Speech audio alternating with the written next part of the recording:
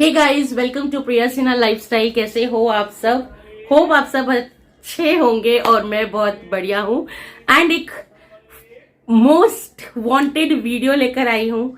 मैं मेरे रिश्ते कैसे निभाती हूँ, मेरी लाइफ में कैसे स्ट्रगल। उससे पहले मैं आपको बता दूं, जिन्होंने मेरी वीडियो नहीं देखी है या जो ये वीडियो पहली बार देख रहे हैं, मैं एक वर्किंग वुमेन हूँ। मैं अपनी फैमिली के साथ रहती हूँ, जॉब करती हूँ, घर संभालती हूँ और यही सारे चीजें लेकर मैं यूट्यूब के प्लेटफॉर्म पे आई हूँ कि मैं बीइंग अ वर्किंग वुमेन में अपनी वेट लॉस जर्नी को, अपने घर को, अपने बच्चे को और सब कुछ कैसे संभालती हूँ। तो आज की वीडियो बहुत लोग मुझसे जो जानना चाहते हैं कि मेरी सास के साथ मेरे रिलेशन कैसे हैं, मेरी नंद के साथ मेरी शादी को 10 साल हो गए हैं, तो क्या मेरे साथ में मुझे कोई परेशानी नहीं हुई? क्या सास बहू वाले कलेश मेरे घर में नहीं हुए या नंद भाभी वाले झगड़े मेरे घर में नहीं हुए? क्या मेरे हस्बैंड का और मतलब ब्ला ब्ला ब्ला ब्ला बहुत सारी चीजें। तो आज मैं लेकर ये वीडियो आ गई हूँ। आई नो ये वीडियो बहुत लंबी होगी और प्लीज आपको वीडियो अगर आपको अच्छी लग रही हो तो पूरा देखना प्लीज, पूरे वीडियो, क्योंकि कई बार ना आधी अधूरी इंफॉर्मेशन या किसी के बारे में आधा अधूरा जानना खतरे से खाली नहीं होता और हम बहुत जल्दी उसको लेकर ना माइंड मेकअप कर लेते हैं। ऐसा मेरे पास बहुत बार होता है कि कुछ लोग मेरी वीडियोस को कमेंट करते हैं तो वो आधी देखते हैं फिर कमेंट करते हैं, फिर थोड़ा आधी देखते हैं फिर कमेंट करते हैं, मतलब वो 3 4 5 6 कमेंट कर देते हैं इस चीज। तो उम्मीद करती हूँ कि आप वीडियो पहले पूरा देखना, एनालाइज करना, बातों को समझने की खोजना। और मैं भी आपके सामने एज इट इज जैसी मेरी लाइफ रही है 10 सालों में, मैं वो सब कुछ अपना एक्सपीरियंस शेयर करूंगी। मैं कुछ सलाह नहीं दे सकती किसी को, बट यस मैं अपनी जर्नी आप लोग के साथ शेयर कर सकती हूँ। अपनी शादीशुदा जर्नी, कैसे मैंने संभाला सब कुछ, या उसमें मेरे घर वालों का क्या रोल था, दीपक जी का क्या रोल था, मेरी इन लॉज का क्या रोल था, मेरी सिस्टर इन लॉज का क्या रोल था। तो वो सब कुछ मैं शेयर करूंगी, एज इट इज शेयर करूंगी जैसा है। और आप गलत और सही मुझे नहीं पता, या मैं कहूंगी मैं बहुत महान हो गई हूँ, मैंने बहुत सक्सेस इस चीज में हासिल कर लिया, तो वो भी नहीं है, ऐसा कुछ नहीं है। ओवरऑल मैं जर्नी लेकर आ रही हूँ 10 साल के आपके सामने। अच्छा, मुझे एक एस्पिरेंट मूवी है जिसको मैंने देखा था, तो उसमें ना यूपीएससी का जब इंटरव्यू हो रहा था तो उसने पूछा था कि किसी की बायोग्राफी पढ़ने से क्या होता है या किसी के एक्सपीरियंस जानने से क्या फायदा होता है। तो उसने, जो कैंडिडेट था, उसने बड़ा अच्छा जवाब दिया था कि, और गांधी जी के आई थिंक बायोग्राफी में भी ये लिखा है कि किसी का एक्सपीरियंस या किसी की बायोग्राफी जो है वो इसकी तरह होती है जैसे किसी के कंधे पे बैठकर दुनिया देख लेना, राइट? तो आज शायद मेरी एक्सपीरियंस से आप कुछ चीजें सीख पाओगे, लेकिन ये मत समझ लेना, गलत होगा कि जैसे हमने दुनिया देखी एक्चुअली एज इट इज आपको भी फेस करने को मिलेगा, या आपने के साथ भी एज इट इज वैसा ही हुआ होगा। नहीं, हर किसी की लाइफ टाइम पे अलग अलग होती है, चेंज होती है, हर किसी के सर्कमटेंसेस चेंज होते हैं। तो एक्सपीरियंस किसी के जानने से शायद आपको थोड़ा बहुत टैकल करना आ जाता है चीजों को, बस। लेकिन जो मैंने फेस किया, कि आप जरूरी नहीं कि आप भी वही फेस करें, ठीक है?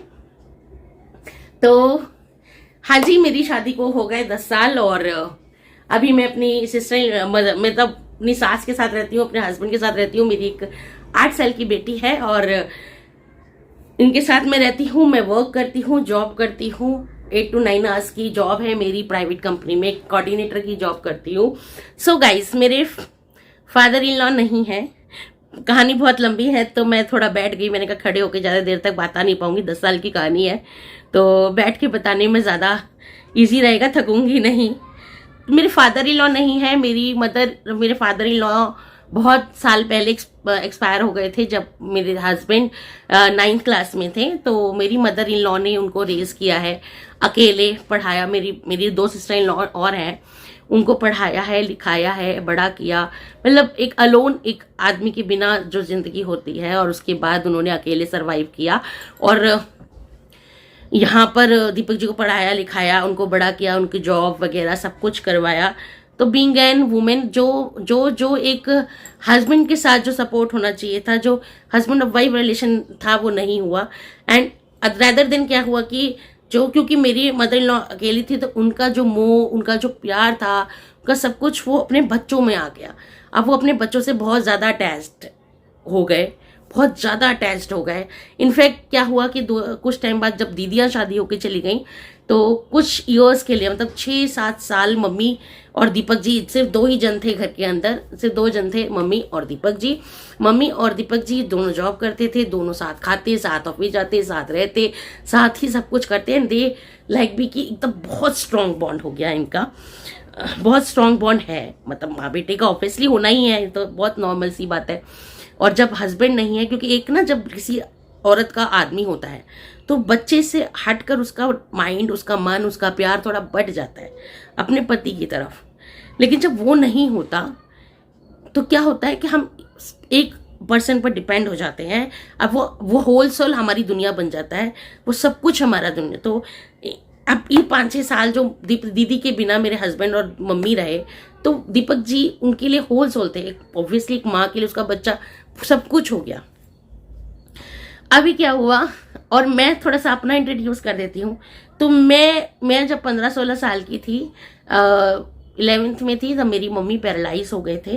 तो कुछ टाइम के लिए मैंने पढ़ाई भी छोड़ दी थी। मेरी मम्मी 14-15 साल पैरालाइज्ड ही रहे और उसी स्टेज में वो एक्सपायर भी हो गए। तो पैरालाइज रहे तो पढ़ाई छोड़ दी। उस तरह मैंने डिवोटी एकदम मम्मी की तरफ मेरा ध्यान चला गया। मम्मी को खड़ा करना है, मम्मी को ठीक करना है। मम्मी कोमा पे कुछ 6-7 महीने तो कोमा पेशेंट में ही रही। मम्मी वॉशरूम वगैरह भी सब बेड पर ही करते थे। तो ये मेरा बैकग्राउंड था कि मैं मम्मी को संभाल रही हूँ। मेरे पापा गवर्नमेंट एम्प्लॉय थे, मेरे दोनों ब्रदर्स जॉब करते थे। तो हम वी आर अ गुड, मतलब फाइनेंशियली नहीं, लेकिन एक जो अनस्टेबिलिटी आ गई वो मेरी लाइफ में आ गई। मेरी माँ पैरालाइज हो गई और थोड़ा सा घर का सिचुएशन अलग हो गया। तो इस दौरान जब मैं 22 साल की हुई, 15-16 साल से लेके जब 22 साल, तो इतने टाइम मम्मी की सेवा करने के बाद जब 22 साल की हुई तो पापा ने कहा चलो, मैं हेल्दी भी थी तो गई, तो 85 kg की थी। पापा ने कहा हम मैट्रिमोनियल में इसकी वो डाल देते हैं, रिश्ता डाल देते हैं, और जब तक ये ग्रेजुएशन करेगी 3-4 साल लगेंगे इस शादी को, लड़का ढूंढेंगे। और मेरी मम्मी भी पैरालाइज थी तो मेरे पापा चाहते थे कि इसकी शादी हो जाए, जिससे कि मेरी मम्मी अपने आंखों के सामने मेरी शादी देख ले। तो कर देते हैं, और ठीक है रिश्ता आ गया तो हम कर देंगे, 3-4 साल लगेंगे इसकी शादी में। एक पेरेंट्स की जो थॉट होती है। बट शादी तुरंत ही, जैसे ही हमने मैट्रिमोनियल साइट में जिस मंथ में डाला, उसी मंथ में दीपक जी के साइड से पापा के पास आ गई कि हाँ भाई हम लड़की देखना चाहते हैं, ब्ला ब्ला ब्ला सारी चीजें हो गई। पापा ने भी फिर देखा कि ठीक है लड़का खुद ही चल के आ रहा है, सब कुछ ठीक है। लड़के, पापा ने ये नहीं देखा कि फाइनेंशियली दीपक जी की साइड से लोग कितने फाइनेंशियली स्ट्रांग है और नहीं है। पापा ने सिर्फ दीपक जी को देखा, उन्होंने कहा नहीं लड़का अच्छा है और माँ बेटे ही हैं, और ठीक है फाइनेंशियली तो इंसान जब मेहनत करता है तो आगे बढ़ जाते हैं। जब दोनों मियाँ बीवी कमाएंगे तो लाइफ में आगे बढ़ जाएंगे, कोई बात नहीं। पापा इज एग्री कि ठीक है हम शादी कर देते हैं। तो पापा ने ना कभी कोशिश करी कि दूसरा रिश्ता देखूं या ढूंढूं या कुछ करूं। पापा को पहला ही टकराया और पापा ने मेरी शादी कर दी। ठीक है शादी हो गई, चलो मैं भी बहुत खुश, बहुत हैप्पी। अच्छा मेरा बैकग्राउंड कुछ ऐसा था, देखो गाइज, मेरी मम्मी पैरालाइज हो गई थी, मेरे पापा और मेरे 2 भाई बहुत स्ट्रिक्ट थे, ज़्यादा घर से हमें ना मुझे इतना भी अलाउ नहीं था कि भाई के जो दोस्त आ जाएं वो भी आ जाएं तो मैं सामने चली जाऊं। मतलब मेरे ब्रदर्स नहीं लाइक करते थे ये चीज़ कि भाई के फ्रेंड्स भी आ गए तो तुम पानी दो और तुम अपने कमरे में जाओ, बस इतना, या फिर खाना दो और जाओ अपना कमरे में जाओ। मुझे कॉलेज से घर, घर से कॉलेज तक का अलाउ था, इससे ज़्यादा मैं मतलब इंस्टीट्यूट से घर और घर से इंस्टीट्यूट अलाउ था, इससे ज़्यादा मुझे अलाउ ही नहीं था। तो ऑब्वियसली यार लड़की हो कहीं तो मन में किसी कोने में आओगे छोटा छोटा थोड़ा कि हाँ कोई लड़का हो, किसी तुम भी बाइकों पे घूमो, तुम्हें भी कोई पसंद करे, तुम्हारी भी लाइफ में कोई हो, जो वो जो साइड होता है लड़कियों का वो तो होना कहीं ना कहीं मन में होता है ना। ठीक है, तो जब मेरी शादी तय हुई तो मैंने कहा ठीक है लाइफ अब जैसा था चली गई लाइफ, लेकिन मैं अपने हस्बैंड के साथ बहुत इंजॉय करूंगी। अल्टीमेटली हर पेरेंट्स भी तो यही बोलते हैं ना, तुम्हारी शादी हो जाएगी तब तुम अपने हस्बैंड के साथ घूमना फिरना एंजॉय करना, जो करना है करना। ठीक है, आई वॉज वेरी हैप्पी, मेरी शादी फिक्स हो गई। और 9 मंथ मैंने दीपक जी से खूब फोन पे बात करी, हमने खूब फोन पे बात करी। मतलब मुझे बड़ा अच्छा, मैं एक्चुअल में वो लाइफ जी रही थी जो मैं जीना चाहती थी ऑन द सेकेंड हैंड, जो हर लड़की पसंद करती है। जो हर लड़की चाहती है कि उसकी साइड में हो, उसकी लाइफ में हो। तो मैं वो लाइफ मतलब नहीं चाहती। तो मैं बहुत हैप्पी थी कि अब एक्चुअल में मैं अपनी लाइफ जीऊंगी माँ की सेवा करते करते। मतलब ठीक है वो एक मेरा साइड था माँ की सेवा, लेकिन किसी के किसी कोने में था ना यार कि कहीं तो वो लाइफ भी होनी चाहिए। ठीक है, अब मैं शादी होके घर आ गई। यहाँ पर क्या हुआ, मेरे मन में कुछ ख्वाहिशें लेकर मैं आई थी अपने हस्बैंड के साथ, और मम्मी के मन में कुछ डर पल रहा था। जैसा कि मैंने आपको बताया, mummy is very attached to Deepak ji, बहुत ज्यादा अटैच्ड थी दीपक जी से। तो मतलब ठीक है, मेरी मदर लॉ बहुत स्ट्रिक्ट, जो कि आपने वीडियो में देखा, ज्यादा हंसना नहीं मुस्कुराना नहीं। तो बट ये साइड में मैंने कभी किसी मतलब देखा नहीं था किसी लेडीज का ऐसे। लेकिन मेरे पापा ने मुझे बड़ा समझाया था, क्योंकि मेरे पापा एक बात तो शायद बहुत अच्छे से जान गए थे कि फाइनेंशियली स्ट्रांग नहीं है तो मेरी बेटी को मेहनत तो बहुत करनी पड़ेगी। तो उन्होंने ना मुझे बहुत प्रिपेयर किया था, शायद ये बोल के नहीं कि तुझे, लेकिन एक होता है ना कि माँ बाप को शायद भी जिंदगी का तजुर्बा होता है तो वो बहुत प्रिपेयर करते हैं। तो मुझे उन्होंने एक बार जब शादी तय थी तो उन्होंने एक बात बोली थी, देख पूजा, तेरी ना मम्मी जो तेरी सास है ना, उसने ना जिंदगी में बिन आदमी के बच्चे कैसे पल रहे हैं तुम्हें नहीं पता, क्योंकि तुम तो पले हो। मेरे पापा ने ये बात मुझसे बोली थी कि तुम तो पले हो हमारे अंडर में, भाई हमने तुम्हें एहसास नहीं हुआ अभी पैसों का, जिंदगी का, बाहर के समाज का, तुम्हें एहसास नहीं है इन सब चीजों का। तो तुम्हें नहीं पता कि लाइफ कैसे जीते हैं, जिंदगी कैसे वो करते हैं, बाहर समाज में जाके निकलना एक आदमी का, और अकेली औरत का, और बच्चे पालना, बड़े करना, शादी। तो बहुत पापा ने मुझे बहुत समझाया कि उनकी ना इज्जत बहुत करना बेटा, बहुत उनकी बहुत मतलब सेवा करना तुम, क्योंकि उस औरत ने कैसे, तो मैं, क्योंकि मेरी मम्मी भी पैरालाइज थी तो मम्मी की सेवा तो मैं करती ही थी। तो यहाँ पर भी आके लगा नहीं ठीक है पापा, मैं संभाल लूंगी उनको और मैं करूंगी उनकी सेवा। और मैं इस बात के लिए थे कि एक, और फिर मेरा ना मैं जहां से आई थी वहां बड़ा परिवार था, लाइक मेरे भैया भाभी, बच्चे, पापा मम्मी, मैं, मेरे तुमको 3 भाई बहन, भाभी के बच्चे एक अच्छा खासा बड़ा परिवार। यहाँ आके सिर्फ 2 जन। तो मैंने कहा मुझे काम भी कितना ही करना पड़ेगा यार, कोई बात नहीं पापा, काम तो मैं करती ही हूँ ना, चाहे वहां तुम इतना बड़ा परिवार संभालती थी, यहाँ तो सिर्फ 2 लोग हैं, मैं झाड़, और इतना सा घर है।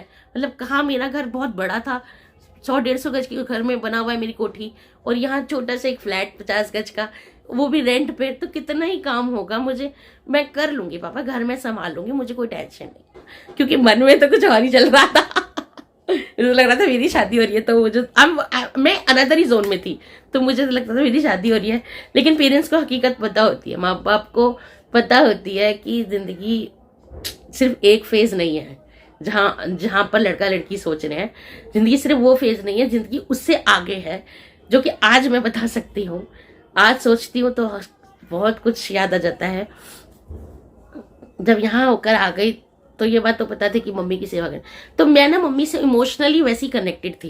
मैंने कहा नहीं हाँ मैं मम्मी की सेवा करूंगी, बेचारी औरत ने कितना सहा होगा, बहुत सहा होगा मैं। और फिर वो ज्यादा हंसती नहीं थी, तो मुझे लगता था कि यार इन्होंने ना लाइफ की बड़ी कठिनाइयां देखी हैं, और जिस इंसान ने ज्यादा कठिनाइयां वो कठिनाइयां देख लेता है ना, वो बहुत स्ट्रांग हो जाता है, बहुत कड़क हो जाता है। वो रोटी ये दिल से ऐसी नहीं होगी, ये सिर्फ रूडली और रूड चेहरा बना के, क्योंकि इस समाज में अपने आप को अगर बचा के रखना है, एक अकेली औरत को सेव करके रखना है ना, तो अपने चेहरे पे थोड़ा रूडनेस रखनी पड़ती होगी। इसीलिए मम्मी शायद ऐसे हैं। तो ये मैं अपनी बता रही हूँ, उस टाइम जब मैं शादी हो गई थी तो मेरा मम्मी के प्रति मेरा ये सोच थी, इसलिए मम्मी इतनी रूड है। शादी के 2nd डे 3rd डे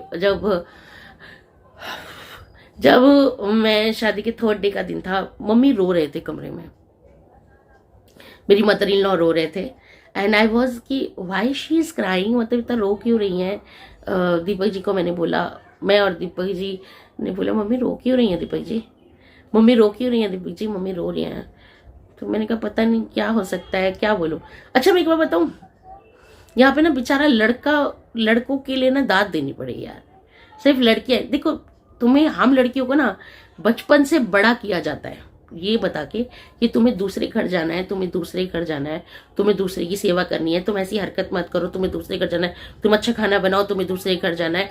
तो ये हमें ना मेंटली बचपन से ही प्रिपेयर कर दिया जाता है कि हमें तो दूसरे घर जाना है, खाना बनाना सीखना होगा, सब करनी सीखनी होगी, पर लड़कों को ना कोई मेंटली प्रिपेयर नहीं करता कि शादी के बाद कलेश होंगे, झगड़े होंगे, तुम्हारी मेंटल हेल्थ पे क्या फ़र्क पड़ेगा। कोई प्रिपेयर नहीं करता इन सब चीज़ों के लिए लड़कों को, और लड़का बेचारा पिस के रह जाता है। तो वो पता क्या होता है, जब मम्मी आई, अब मैंने कहा दीपू जी मम्मी रो रहे हैं, मम्मी क्यों रो रहे हैं। बहुत टाइम तक मम्मी रोते थे तो मुझे समझ नहीं आता था, कलेश करते थे घर में, हमें साथ में नहीं रहने था। तो कुछ टाइम बाद जब कुछ महीने बीते तो मुझे समझ में आया कि मम्मी सिर्फ मुझे और दीपक जी को साथ देख के नहीं पसंद करते, बिकॉज वही था ना, उनका साथ बैठ के जाना, साथ ऑफिस आना, साथ खाना खाना, साथ सब कुछ करना। तो उनको ही लग रहा था कि हमारे बीच में कोई थर्ड आ गया। वो इनसिक्योर हो रहे थे, अंदर ही अंदर बहुत ज्यादा इनसिक्योर हो रहे थे। और पता क्या होता है, कभी भी ना लड़कियों या इन लॉज जो सास ससुर हैं उनको लिए भी बोल रही हूँ, और जो लड़की है उनके लिए बोल रहे हैं, अपनी बातें ना किसी घर के बाहर के लोगों को मत बताइए, बिकॉज लोग ना मजे लेने में बहुत हाजिर होते हैं और नमक छिड़कना चाहते हैं उस पर। तो अपनी घर की घरेलू बातें मत शेयर कीजिए। आज तो मैं अपनी एक्सपीरियंस शेयर कर रही हूँ क्योंकि मैं उस दौर से निकल चुकी हूँ, लेकिन मैं उस दौरान की जो लड़की शादी होकर घर जाएगी या अगर जो सास ससुर हैं तो अपनी बहू की बुराइयां बाहर मत कीजिए, क्योंकि लोग रो के सुनते हैं और हंस के उड़ाते हैं। ये बात ध्यान रखिएगा, लोग की आदत होती है, हाँ बहन तेरे साथ ऐसा हो रहा है, ये हो रहा है, वो रो के सुनेंगे और आप ही की हंस के उड़ाएंगे, आपको गलत एडवाइस देंगे कि आपका घर खराब हो जाए। और उनमें से आधे जो लोग होंगे ना वो आपके खुद के घर की फैमिली के लोग होंगे जो आपका घर खराब कर रहे होंगे। तो मेरे घर के भी बहुत सारे मेरे अपने ही फैमिली मेंबर्स थे जो मेरा घर खराब कर रहे थे। मतलब कि थे कुछ लोग जिनका मम्मी के साथ मम्मी ने अपनी पूरी जिंदगी तो उन लोगों से अलग रह के काटी, लेकिन जैसे ही उनके घर में बहू आई उनका और उनका मिलना आपस में एक साथ बड़ा ज्यादा हो गया, उठना उठा। मेरे हस्बैंड भी कहते थे कि यार शादी के बाद हमारी कुछ ज्यादा बैठने लग गई है मम्मी, जबकि मम्मी इनसे ही अलग होके अलग रहने लग गई थी। और वो लोग और गाइड करें जो, और अक्सर वो लोग गाइड करते हैं जिनका खुद के घर तबाह होते हैं, जिनके खुद के घर तबाह होते हैं वो दूसरों को गाइडेंस देना चाहते हैं। तो मुझे पता चल जाता था जब मम्मी उनके घर या जिनके घर जाती थी उनके घर बैठ के आती थी, तब मम्मी का रवैया बिल्कुल चेंज होता था मेरे प्रति, बिल्कुल ही मतलब घर में कलेश करना। वो मतलब एक्चुअली में अगर देखा जाए तो मम्मी को मुझसे कोई प्रॉब्लम नहीं थी। जब मम्मी और मैं होते थे तो बिल्कुल ठीक होते थे। जहां पर बात दीपक जी की आती थी, मम्मी बहुत कि मेरा बेटे, मतलब यहाँ तक की हालत है कि वी हैव नॉट अलाउड कि तुम अपना कमरा बंद करके सो। हमें इतना भी मम्मी अलाउ नहीं करती थी। आधी रात को मेरे को मम्मी की जोर जोर से सिसकियां लेने की आवाज आती थी, 2-2 ढाई बजे कि रो रही हैं। तो एक दिन मम्मी ने रोते रोते बोल दिया ये तो कमरा बंद करके सोते हैं, ये करते हैं। अब मेरा दिमाग खराब यार, अब ये क्या, मतलब मम्मी को बिल्कुल भी अलाउ नहीं था। इनके दीपक मम्मी इन्हीं के साथ जाती थी ऑफिस, इन्हीं के साथ ऑफिस आती थी और फिर इन्हीं के साथ बैठ के, मेरे को तो घर में छोड़ रखा है, बैठ रखा। अब मैं पूरे दिन घर में अकेले रहती थी। मैं नई शादी होके आई, मुझे तो कोई चाहिए बात करने के लिए, मुझे अपना हस्बैंड चाहिए बात करने के लिए, कोई तो चाहिए बात करने के लिए। भाई मैं किससे बात करूंगी, मम्मी बात ना करने दे हमें साथ में बैठ के। मम्मी को ये होता था कि मेरे साथ ही बैठो, अगर इसको भी बैठना है तो मेरे साथ ही बैठे। अब यार तुम मम्मी के साथ कितने घंटे बैठ लोगे, 1 घंटा बैठ के टीवी देख लोगे, 2 घंटे बैठ के देखोगे, थोड़ी बात कर लोगे। I mean at last you want थोड़ा हस्बैंड वाला वाइफ वाला टाइम ना, तुम दोनों को समय साथ चाहिए बात करने के लिए। और हमें जब भी मतलब जब ठीक है लाइफ, मम्मी दीपू जी कमरे में आए, अब हम बात कर रहे हैं, मम्मी लाइक फिर होना शुरू, हाँ ये कुछ बोल रही है, इसको मेरे बारे में भड़का रही है।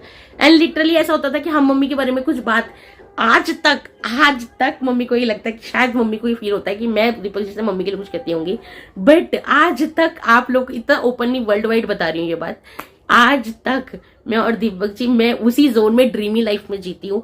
मुझे आज भी दीपक जी को हक करना, ये करना, मुझे किसी की बात नहीं करनी, मुझे किसी की बात नहीं करनी होती दीपक जी से, मुझसे अपनी बात करनी होती है, अपनी वो लवली टॉक्स करने होते हैं।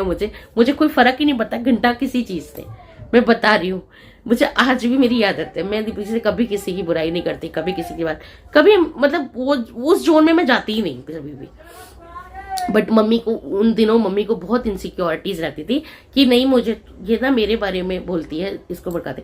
पता नहीं मम्मी घुट घुट के अंदर ही अंदर इतनी इनसिक्योर हो रही थी कि मम्मी ने मेरी, जो हमारे को पता 2-3 दिन बाद जब घूमने का प्लान हुआ कि इनको घूमने के लिए जाना, तो मम्मी ने इतना रोना धोना, इतना कलेश कर में कर दिया, ये दोनों घूमने नहीं जाएंगे, नहीं जाएंगे घूमने। नहीं गए। आज शादी के 10 साल है, हम आज तक। फिर जब भी बात होती थी मेरे मायके जाने की, तो मम्मी मुझे मना कर देती थी कि ये नहीं जाएगी मायके। गाइस, मैं आज ही बोल रही हूँ, ये सिर्फ मम्मी की इनसिक्योरिटीज थी। दीपक जी और मम्मी आपस में इतने ज्यादा वो हो गए थे, मम्मी दीपक जी को लेके इतनी पॉजिटिव हो गई थी कि she doesn't want to share her बेटा विद एनीवन। मतलब वो एटीट्यूड मैंने मम्मी में देखा। जब दीपक जी ने शादी के कुछ साल बाद, जब दीपक जी ने देख लिया कि वाइफ में तो कोई कमी ही नहीं है यार, वो तो कर ही रही है, क्योंकि मैं कर ही रही थी। मैं छोटे मोटे घर में ट्यूशन्स भी पढ़ाती थी, मैं काम भी करके रखती थी, मैं सब्जी भी लेने जाती थी, सारा काम घर का कर लेती थी। एंड आज को मैं बताऊं, मम्मी को वो चाहिए भी नहीं था। आज भी मेरी मम्मी इनफ है, मेरी सासू माँ इनफ है घर के खुद काम करने में। वो घर के सारे काम खुद कर सकती हैं। बाय गॉड ग्रेस वो इतनी हेल्दी हैं, इतनी फिट हैं। उन दिनों और आज से 10 साल पहले तो वो और भी फिट थी कि वो घर के सारे काम खुद कर सकती थी। उनको कुछ घर के काम, एटलीस्ट एट द एंड मैं सच बताऊं, उनको बहू की भी नीड नहीं थी। उनको नहीं चाहिए था, उनको घर से, मतलब उनको ये लग रहा था कि हमारे बीच में कोई ना आए, कोई आ जाएगा तो मेरे पास से सब कुछ हट जाएगा। बट एक्चुअली में ऐसा होता नहीं है। बस एक लड़की के लिए थोड़ा मुश्किल हो जाता है कि वो टाइम को कैसे, अब समय तो वही 24 घंटे हैं, अब उस 24 घंटे को पहले आप दोनों मिलकर यूज करते थे, अब कोई तीसरा भी आ गया तो उसके साथ भी तो बांटना है ना। तो जो मेरा वो वाला जोन था ना कि घूमने जाएंगे, हम टाइम स्पेंड साथ करेंगे, वो सब तो खत्म ही हो गया था। मैंने और दीपक जी ने वो टाइम स्पेंड करना छोड़ दिया था, क्योंकि अब जब भी जाना, जहां भी जाना, मम्मी को साथ लेके जाना। वेलकम बैक गाइस, मैं आ गई हूँ ऑफिस से और बस अब करते हैं ऑफिस का काम। उससे पहले 15 मिनट्स में आपको दूंगी, अब क्योंकि मैं बहुत जल्दी आ जाती हूँ, 10 बजे ही ऑफिस आ गई हूँ आज, तो 10:30 से मेरा ऑफिस स्टार्ट है। तो मैं कुछ बात, जो कहानी मैंने वहाँ अधूरी छोड़ी थी, आज कंटिन्यू करती हूँ। तो होता क्या था, जब मम्मी को मेरे साथ, दीपक जी को जो मेरे साथ टाइम स्पेंड करना होता था, तो कितनी बारी झूठ बोल के और मम्मी को ऑफिस छोड़ने जाते थे, क्योंकि मेरी शादी के 3-4 साल तक भी मम्मी ने जॉब करी है, उसके बाद मम्मी ने छोड़ी है। तो मम्मी को ऑफिस छोड़ने जाते थे, वो साथ साथ ये कह के निकलते थे कि चलो, जैसे कि यूजुअली दोनों माँ बेटे ऑफिस जाते हैं, तो मम्मी और वो जैसे ऑफिस जा रहे हैं, एंड घूम के दीपक जी फिर वापस घर आ जाते थे। तो मम्मी को लगता था वो ऑफिस गया, वो खुद ऑफिस गया और मुझे ऑफिस छोड़ दिया। तो मम्मी को छोड़ के वापस घुमा के घर आते थे और छुट्टी लेते थे, स्पेशली उस दिन की, या 1-2 घंटे लेट जाते थे, थोड़ा टाइम स्पेंड करते थे मेरे साथ, बिकॉज उनको अलाउ ही नहीं कर रही थी मम्मी। देखो, फीलिंग सिर्फ, मतलब एक ख्वाहिशें जो होती है सिर्फ लड़की की नहीं होती, लड़के की भी उतनी ही होती हैं जितनी लड़की की होती हैं। लड़की ऑब्वियसली, उनकी भी तो शादी पहली बारी हुई थी, वो तो कोई ऐसे आवारा टाइप के लड़के थे नहीं कि पता नहीं कितनी लड़कियां उन्होंने घुमा ली। बहुत सीधा साधा लड़का था, पापा के एक्सपायर होने के बाद सीधे नौकरी करने लग गए, कभी ज़िंदगी एंजॉय नहीं करी। तो जब लड़की आई लाइफ में, तो उनको भी था कि मैं भी अपना टाइम स्पेंड करूं अच्छे से। और ठीक है, तो दीपक जी, हम लोग जब हमें साथ में टाइम स्पेंड करना होता था, तो अक्सर मम्मी से झूठ बोलना पड़ता था दीपक जी को, और वो मम्मी को कितनी बार छोड़ के ऑफिस और वापस बाइक घुपा के आ जाते थे घर, एंड देन वी अलग हम टाइम स्पेंड करते थे। लेकिन इतना मम्मी ने हमें, मतलब रोक दिया था, इतना ज़्यादा स्ट्रिक्टनेस कर दी थी कि हमें साथ बिताना समय मुश्किल होता था। मम्मी, कितनी बार मम्मी रात को इतना रोती थी कि हम साथ में सुलाना पड़ता था मम्मी को कि आप हमारे साथ ही सो, चलो आप अकेला फील मत करो। मतलब मम्मी खुद को परेशान कर रही थी। मैं ये कहूँगी नहीं कि मेंटल इमोशनल हम तो हर्ट हो ही रहे थे, हमारा समय तो जा ही रहा था, बीत ही रहा था, लेकिन साथ साथ मम्मी खुद को भी बहुत परेशान कर रही थी। और सिर्फ देखिए, आज मैं बताऊँ, इनसिक्योरिटी का, गलत फहमी का, वहम का कभी जिंदगी में कोई इलाज नहीं है गाइस। कोई भी, जितने भी पेरेंट्स हैं जो ये सोचते हैं कि कल आपको आपकी बहू आके आपके बच्चे को अलग कर देगी, आप बिल्कुल मत सोचिए, क्योंकि जिंदगी में कोई माँ बाप किसी लड़की को ये सिखा के नहीं भेजता कि जा तो उसका घर तबाह कर दे। कोई लड़की को, कोई, आप सोचिए ना, क्या आप अपनी बेटी को ये सिखाते हैं बचपन से, ये पाल पोछ के रेस करते हैं कि जा तू जिसके घर जाइए उसका घर तबाह कर दियो? नहीं ना, कभी कोई माँ बाप किसी बच्ची को ऐसे पाल के बड़ा नहीं करता। वो लड़की अगर लड़की अगर अलग हो रही है या आपसे जबान लड़ा रही है या आपसे बहस कर रही है, तो शायद वो अंदर ही अंदर बहुत ज्यादा परेशान हो गई है। आपकी फैमिली का नेचर देखिए अपने प्रति। वरना कभी कोई देखिए ना, जो बेटी को आप पाल पोस के बड़ा कर रहे हो, क्या क्या क्या वो बहू बनते ही इतनी ज्यादा बुरी कैसे हो जाती है? नहीं होती ना, नहीं होती, कभी नहीं होती। वो बदलती है अपने प्रति सामने वाले का रवैया देखकर। जब वो देखती है कि मैं कितनी भी कोशिश कर लूं मुझे बुरा ही सुनने को मिलेगा, जब वो ये देखती है कि मेरी छोटी छोटी गलतियों को, वही बेटी अगर गलतियां करे तो नजरअंदाज हो जाती हैं, बहुएं गलती करे तो वो नजरअंदाज नहीं होती। क्यों नहीं होती भाई? वही बेटी बहू बनकर गई है ना। जो कल तक तुम्हारे घर में बेटी थी वो दूसरे घर में अगले दिन से बहू बन जाती है, एक कंपटीशन बन जाती है। क्यों बन जाती है भाई? क्यों हो जाता है ऐसा कि बेटियों की बड़ी से बड़ी गलतियां माफ हो जाती हैं और बहुओं की नहीं होती? क्यों उसको 4 लोगों में जलील किया जाता है, टोंट के इसकी माँ ने नहीं सिखाया होगा, इसके इसके ऐसे इसके वैसे, ये तो काम नहीं करती है, ये तो ये नहीं करती है, उसे उसकी छोटी छोटी गलतियों को पकड़ के दिखाया जाता है। क्यों दिखाया जाता है भाई? क्यों ऐसे किया जाता है? तो मेरा यही है कि आप बहुओं को बहुत प्यार से खींचिए अपनी तरफ, प्यार से बुलाइए, प्यार से पकड़ के जकड़िए। तो अगर जहाँ प्यार मिलता है ना, उस घर में बेटियां मायके को भी भूल जाती हैं। तो जहाँ प्यार मिलता है, जहाँ पुचकार मिलता है, जहाँ गले से लगाने वाले सास ससुर होते हैं ना, मैं ये नहीं कहती कि सास ससुर माँ बाप बन जाओ, माँ बाप मत बनो, लेकिन सास ससुर और एक अच्छे इंसान बनकर बस उस जो लड़की तुम्हारे घर में आई है उसकी कदर करो। मैं डेफिनेटली गारंटी के साथ कह सकती हूँ, 100 में से 1 को मैं बोल नहीं सकती, 100 में से कोई एक कमीन औरत निकल जाएगी, 100 में से एक कमीन आदमी निकल जाएगा, बट 100 में से कोई एक होगा गाइज, वरना नहीं होते लोग ऐसे। उसको प्यार से पुचकार के अपने पास रखिए, प्यार से रखिए, गले से लगाइए, वो आपकी ही होके रह जाएगी, वो आपके ही होके रह जाएगा। तो बस मम्मी 4 साल बीत गए हमारे को, इस तरीके का मम्मी का रवैया बद से बदतर होता चला गया। उस टाइम पे 3-4 साल जब बहुत ज़्यादा मैं वो हो गई, फ्रस्ट्रेट हो गई कि चीज़ें नहीं समझ रही है, मैंने अपने पेरेंट्स को फ़ोन करा, जो कि मैं आज फिर बोल रही हूँ गलत है। आप अपने पेरेंट्स को कभी फ़ोन मत कीजिए अपने घर की बात बताने के लिए। मैंने अपने पेरेंट्स को बताना शुरू किया, अपने मतलब बताती तो तब भी थी और बताया मैंने, पेरेंट्स को बताना शुरू किया, बट मेरे पेरेंट्स ने साफ मना कर दिया कि हम भाई। पेरेंट्स ने क्या, इधर से दीपक जी ने अपनी बहनों को बताना शुरू किया, दीदियों को पता तो चलता ही था, एक दीदी तो मेरे घर के पास ही रहती हैं, तो उनको मेरे घर की सारे सिचुएशंस पता थी कि क्या चल रहा है घर में। लेकिन देखो मेरे घर की जो कंडीशन थी ना, वो ऐसी थी जहां पर कोई कुछ नहीं कर सकता था, क्योंकि मैंने फिर बोला ना, गलत वहमी वहम का कोई इलाज नहीं है, इसमें कोई कुछ नहीं कर सकता। कोई झगड़ा हो ना तो एक चीज तू ले, एक चीज तू ले, देख दोनों को सॉल्व कर दिया। बट यहाँ पर मामला सामान का, काम का था ही नहीं। मम्मी को कभी भी मेरे से कोई शिकायत थी नहीं कि ये काम नहीं करती, या ये मेहनती नहीं है, या ये मेरी इज्जत नहीं करती। ऐसी कितनी सिचुएशन हुई है, मम्मी बीमार पड़ी है और मैं रात रात भर जग के उनके साथ बैठ के मैंने निकाला है। मेरे व्लॉग्स में, पुराने कितने व्लॉग्स में पड़ा होगा, आप देखना कितना टाइम ऐसा हुआ है कि हमने कितना टाइम मैंने मम्मी के लिए ऐसे निकाल दिया कि जहाँ दीपक जी सो जाते होंगे रात को, लेकिन मैं मम्मी के लिए जगी रहती थी। या ऐसा नहीं कहूँगी, मेरी प्रेगनेंसी में जब दिव्या हुई थी उस रात को मेरी अपनी फैमिली नहीं खड़ी थी, पर मेरी सास मेरे साथ खड़ी थी। उन्होंने रात भर, जब दिव्या जिस रात दिव्या पैदा हुई उस रात उन्होंने मेरी सेवा करी थी। मैं बहुत तेज बुखार चढ़ गया था, तो 2-3 घंटे रात को जग के मम्मी ने मेरी पट्टियां की थी।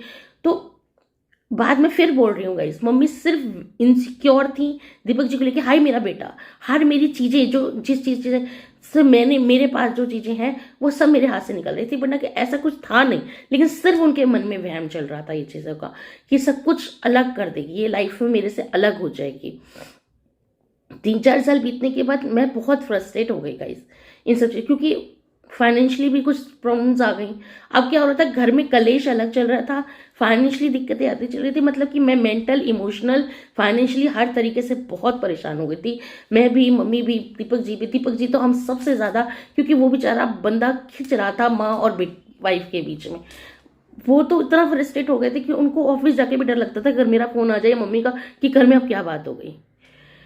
वो इतना परेशान हो गए थे। और मैं दीपक जी की हालत बहुत अच्छे समझ रही थी, लेकिन मम्मी नहीं समझ रही थी। मम्मी का स्टिल वही रोना धोना चालू था। और मम्मी की एक बहुत ही गंदी आदत है, जो आज भी है, आज भी वो व्लॉग देखेंगे तो वो समझेंगे, जो आज भी है कि मम्मी की क्या, मम्मी को कोई बात बुरी लग रही है ना, तो जैसे मैं हूं ना, मेरी एक आदत है गाइस, मेरे को जो बात बुरी लगती है ना, मम्मी से बुरी लगती है, मम्मी को बोलूंगी, चिल्ला लूंगी, मैं दीपक जी को बोलूंगी। मेरी अगर सिस्टर इन लॉ से मेरी बिगड़ रही है तो मैं उनसे जाके directly face to face comfort कर देती हूँ कि मुझे आपकी बात अच्छी नहीं लगी, या आपने ऐसा क्यों किया, या वो मुझे कह देंगे प्रिया कि मेरे को तेरी बात अच्छी नहीं लगी।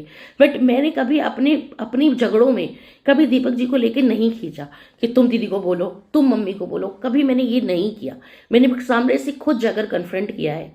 जहाँ दीपक जी मुझे, हाँ मैं दीपक जी से डिस्कस जरूर करती हूँ, पर दीपक जी कहते हैं कि नहीं तुम खुद बात करो, तो मैं खुद जाके बात करती हूँ। बट जहाँ वो मुझे रोक देते कि नहीं इस टॉपिक पर तुम बात नहीं करोगी, मैं बात करूंगा मम्मी से या दीदी से, तो वो खुद जाके बात करते हैं।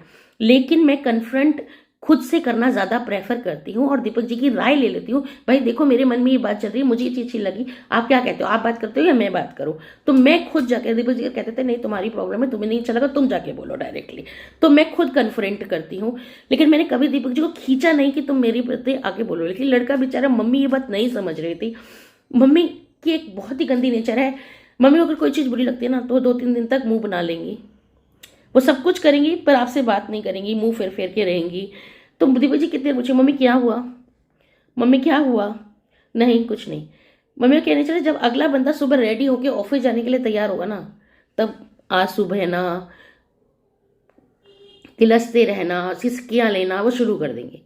और which is very very very bad thing, जो कि दुनिया की सबसे गंदी आदत है कि घर से निकलने वाले बंदे को आप रोकर भेजो। चाहे वो लड़की औरत अगर ऐसा कर रही है तो आप गलत हो, अगर माँ ऐसा कर रही है, सास कर रही है, या घर में झगड़ा कर रहे हो तो आप गलत कर रहे हो। क्योंकि जो इंसान घर से बाहर निकल रहा है वो नहीं जानता, शाम सुबह निकलने वाला आदमी शाम को नहीं जानता घर कैसे लौटेगा। तो उसको इतना कलेश करके मत भेजो घर से, क्योंकि वो उसका पूरा दिन कैसे बीतने वाला है कोई नहीं जानता। और एक प्राइवेट नौकरी में तो वैसे भी कोई नहीं जानता कि समय कैसे बीतेगा उसका। मम्मी की आज भी गंदी आदत ये बहुत ज़्यादा है कि मम्मी तब कलेश करती हैं जब इंसान को घर से बाहर, या जैसे मुझे कहीं जाना है, मैंने 10 दिन पहले बता दिया कि मम्मी हमें यहाँ जाना है, मम्मी अच्छा ठीक है चले जाना, हाँ हाँ ठीक है चले जाना। लेकिन जिस दिन जाने की दिन होगी उस दिन वो सुबह से घर में इस तरीके का माहौल क्रिएट कर देंगी कि वो माहौल खराब हो जाएगा। ये सब देखते देखते गाइज मैं ना अंदर से भर चुकी थी। अब पेरेंट्स साथ नहीं दे रहे थे क्योंकि वो मेरे मैटर में बोलना नहीं चाह रहे थे। वो चाहते थे, जानते थे कि इन सब चीज़ों का कोई इलाज नहीं है, इसलिए वो कुछ बोलते नहीं थे। इन सब चीज़ों का कोई इलाज नहीं है। 1-2 बार बात हुई भी तो उन्होंने भी बोलना बंद कर दिया, क्योंकि वो समझ चुके थे कि किसी के अंदर से उसकी इनसिक्योरिटीज नहीं निकाली जा सकती।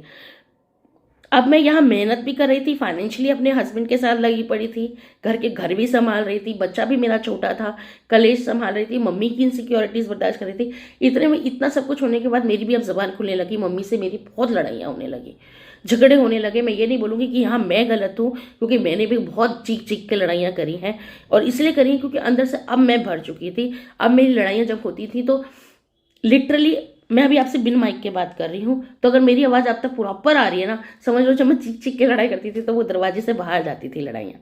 मतलब लिटरली लोगों को ये लगता था कि बहू लड़ रही है, लेकिन कोई ये नहीं समझ रहा था कि मम्मी को कोई दोष नहीं दे रहा था। मम्मी जो कर रही थी वो उनके लिए बेचारी औरत है, वो इनसिक्योर है, समझो बात।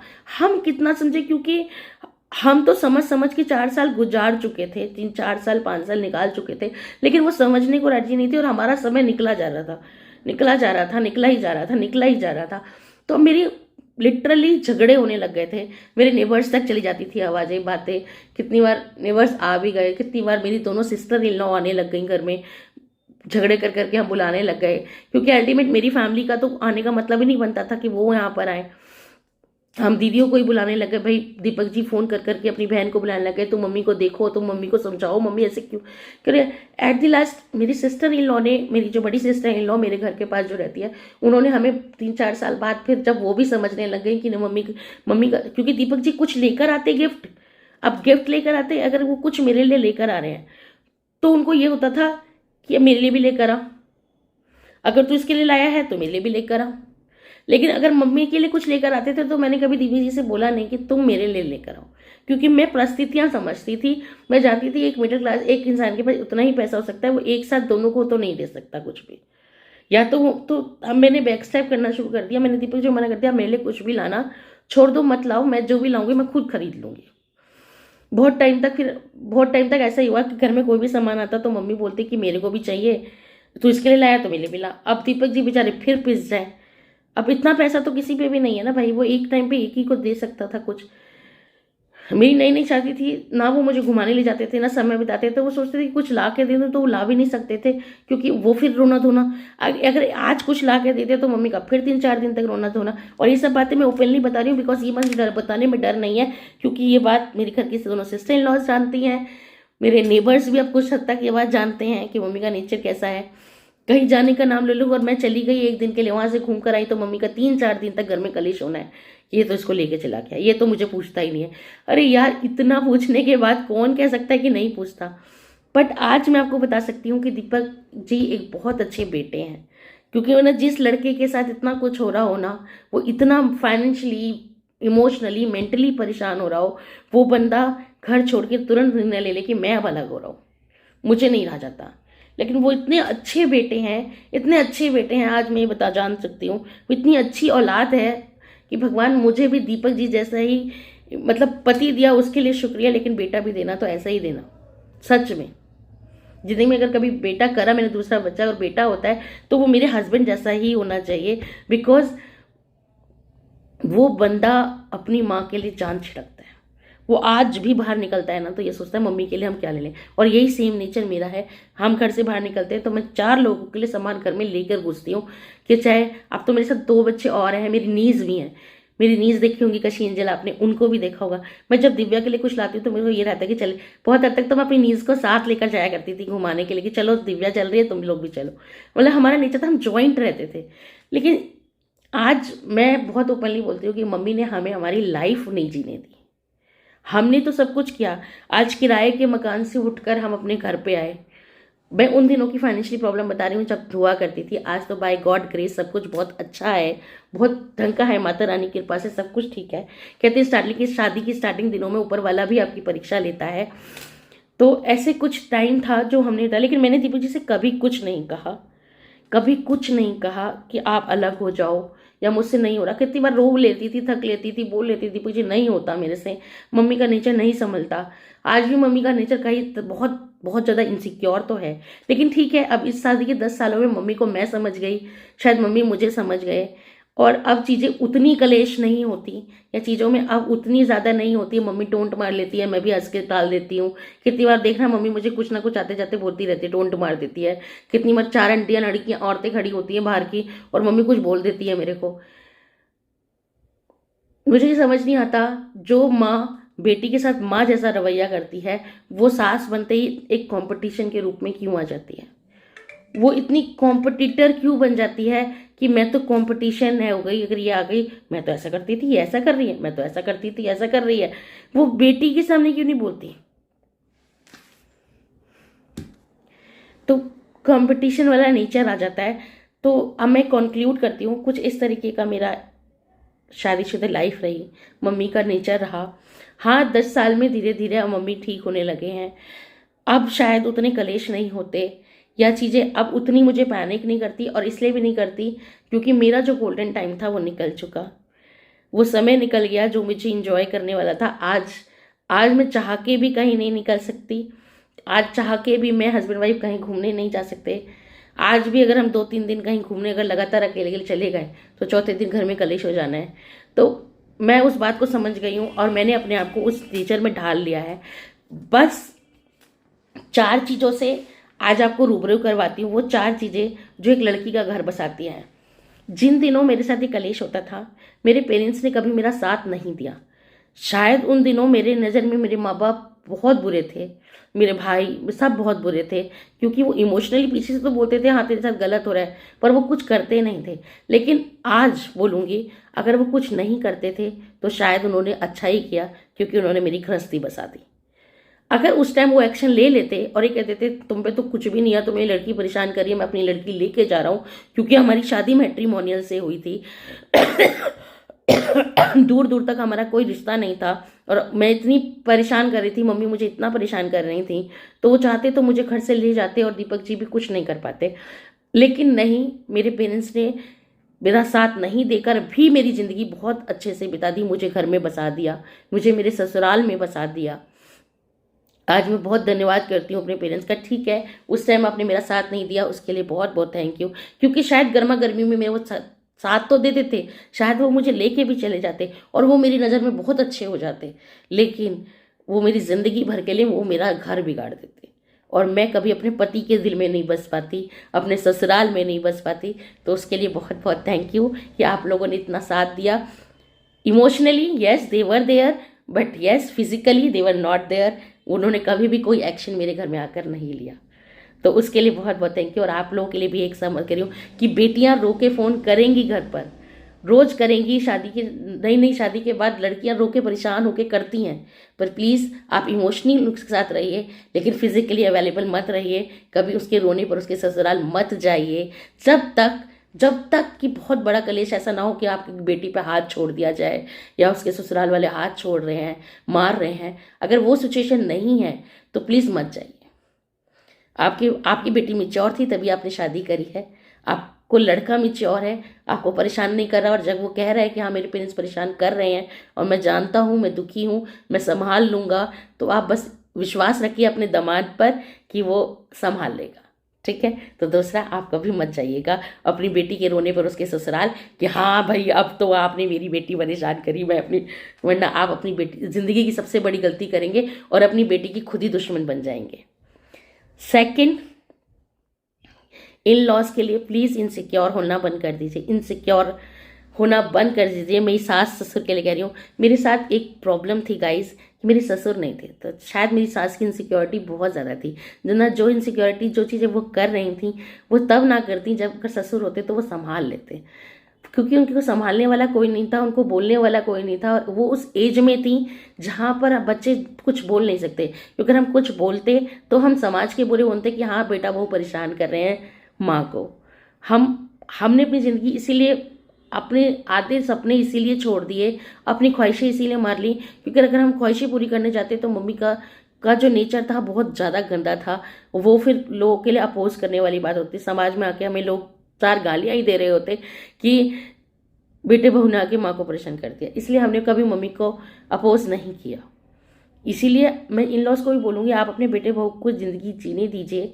वो आपके ही हैं और आपके ही रहेंगे, हमेशा आपके रहेंगे, लेकिन कभी उनके सपनों को समझिए, उनको समझिए, उनकी नई नई जिंदगी है उनको समझिए, उनको रोकिए मत।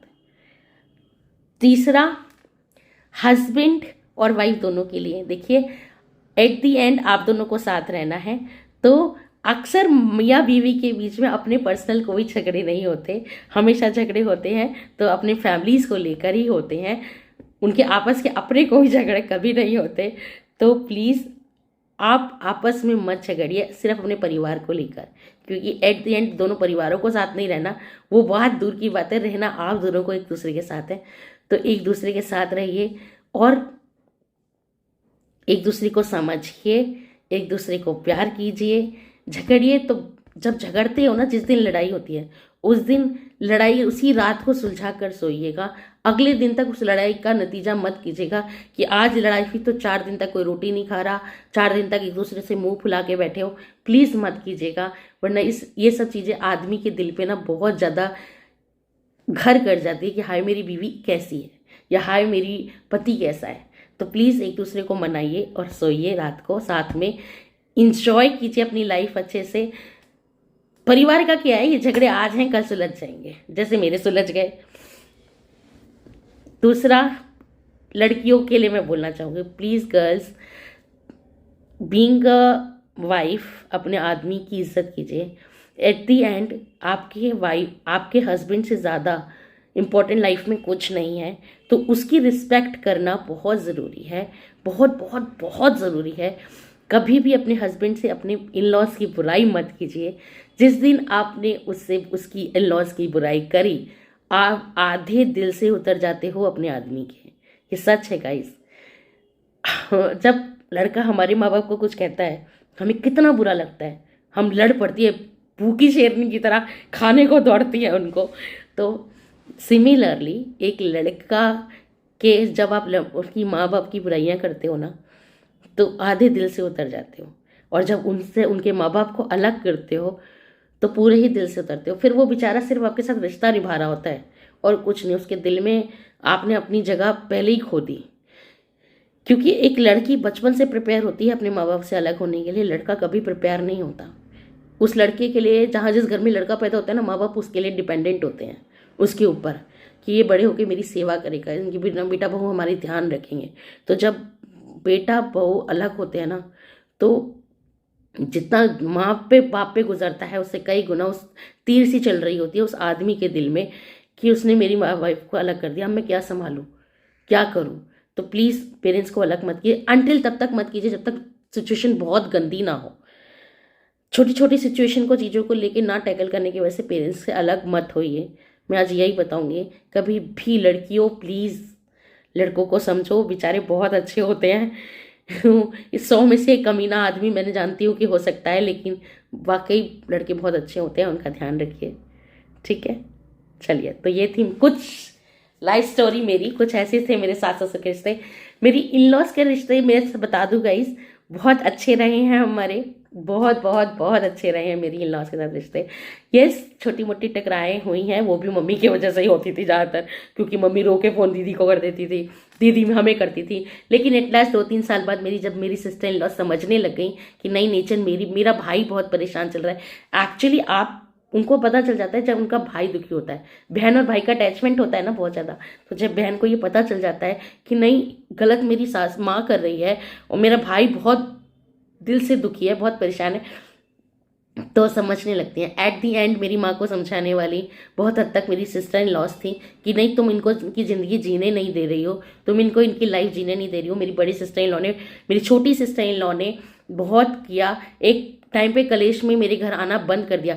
कभी भी नंदों को बता रही हूँ, जो नंदे हैं वो सुन लो, आपको बता रही हूँ, मेरी सिस्टर इन लॉ ने ना एक समय पे मेरा घर आना छोड़ दिया, मेरे घर के कलेशों में आना छोड़ दिया। जिस दिन आप नंद अपने भाइयों भाभियों के घर के कलेशों में जाना छोड़ दोगे ना, उस दिन वो घर के कलेश अपने आप खत्म होने शुरू हो जाएंगे। सच बता रही हूँ, मैं सच बता रही हूँ। और कभी मेरे घर के कलेश में मेरी नंद आती भी थी ना, तो वो मेरी सास को ही डांट के जाती थी कि नहीं, तुम भैया भाभी के साथ गलत कर रही हो, तुम गलत कर रही हो, वो बच्चे ठीक है।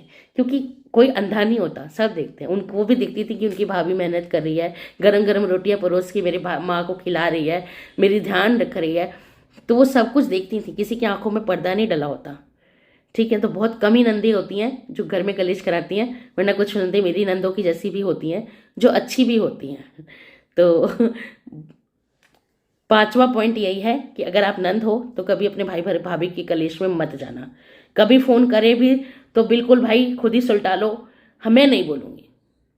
या तो अगर आप सही का पक्ष ले सकते हो तो लो, नहीं ले सकते हो तो चुप करके अपने घर में बैठो। कभी अपने भाई के भाभी के कलेश में मत जाओ, कभी भी, कभी जिंदगी में मत करना ये काम। तो ये थी कुछ पॉइंट्स, कुछ टिप्स, और ये थी मेरे 10 साल की शादी के एक्सपीरियंसेस। कुछ इस तरीके से थी मेरी लाइफ।